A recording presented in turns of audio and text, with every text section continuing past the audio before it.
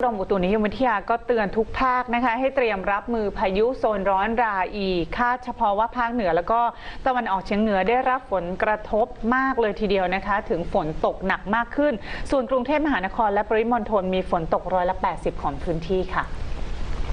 กรมอุตุนิยมวิทยาเปิดเผยว่าพายุ Depression บริเวณชายฝั่งประเทศเวียดนามตอนกลางได้ทวีกำลังแรงขึ้นเป็นพายุโซนร้อนราอีแล้วมีศูนย์กลางอยู่ห่างประมาณ150กิโลเมตรทางด้านตะวันออกของเมืองดานังประเทศเวียดนามหรือที่ลัติจูด 15.3 องศาเหนือลองจิจูด 109 องศาตะวันออกมีความเร็วลมสูงสุดใกล้ศูนย์กลางประมาณ65กิโลเมตรต่อชั่วโมงกำลังเคลื่อนตัวทางทิศตะวันตกค่อนทางเหนือด้วยความเร็ว20กิโลเมตรต่อชั่วโมง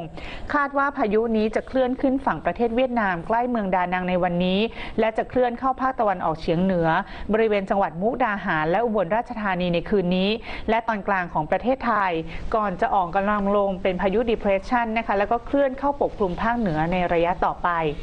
ลักษณะเช่นนี้นะคะส่งผลให้บริเวณประเทศไทยตอนบนมีฝนตกเป็นบริเวณกว้างและมีฝนตกหนักถึงหนักมากหลายพื้นที่กับมีลมกระโชกแรงบริเวณจังหวัดสกลนครนครพนมมุกดาหารอำนาจเจริญอุบลราชธานียโสธรสุรินทร์บุรีรัมย์ศรีสะเกษ101กาฬสินธุ์ขอนแก่นชัยภูมินครราชสีมาปราจีนบุรีชลบุรีระยองจันทบุรีตราดเชียงใหม่เชียงราย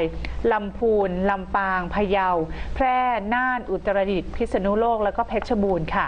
ขอให้ประชาชนในบริเวณดังกล่าวนะคะระมัดระวังอันตรายจากฝนตกหนักถึงหนักมากและฝนที่ตกสะสมไว้ด้วย